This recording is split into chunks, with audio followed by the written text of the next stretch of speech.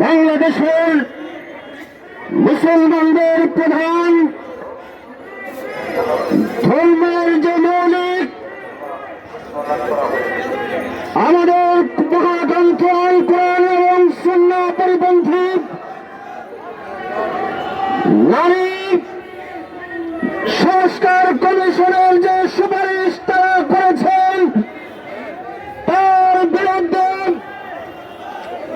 আজকের এই বিক্ষুব্ধ জনতা আপনারা লক্ষ্য করেছেন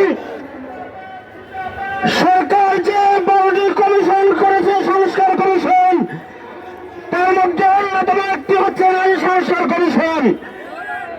এই নারী সংস্কার কমিশন তাদের সুপারিশে সরাসরি কোরআনের বিরুদ্ধে সুপারিশ করতে তারাও দ্বিধা সংকোচ করে নাই। কোরআনের আইন নারী এবং পুরুষের সম্পত্তিতে একটি পরিবার অধিকার সে কথা মহাগ্রন্থ কোরআন নির্দেশ করেছে। তোমাদের মতো এ ধরনের কুরুচিপূর্ণ ব্যক্তিদের কাছে কোরআনের কোন আইনের বিরুদ্ধে মন্তব্য অথবা সুপারিশ করার কোন অধিকার তোমাদের নয়। নারী সংস্কার কমিশন নারী ও পুরুষের সমান অধিকারের কথা বলে ক্ষান্ত হয় নাই। তারা বলেছে যৌন কর্মীদেরকে স্বীকৃতি দিতে হবে তাদের। আমরা জিজ্ঞাসা করতে চাই তোমরা যৌন কর্মীদের স্বীকৃতি কেন চাও? তোমাদের পরিবারের কোন সদস্যদের জন্য তোমরা কি কোন সমাজ চাচ্ছ?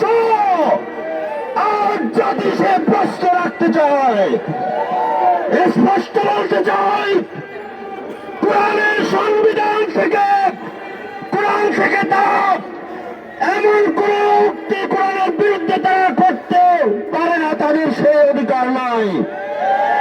তারা ধর্মের বিরুদ্ধে স্পষ্ট বক্তব্য দিয়েছে, বলেছে রাষ্ট্রের সংবিধানে ধর্মের কথা দিয়ে শুরু হতে পারে না।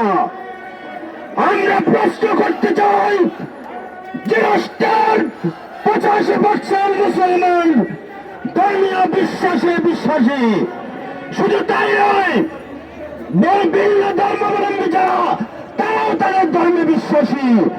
তাহলে ধর্ম বিশ্বাস করে না এই পরিমাণ, ওই নাস্তিকদের পরিমাণ হবে 0.000.1%। তোমাদের কথায় সংবিধান থেকে ধর্মের কথা বাদ দেওয়ার এই দুঃসাহস কোত্থেকে তোমরা পেয়েছ?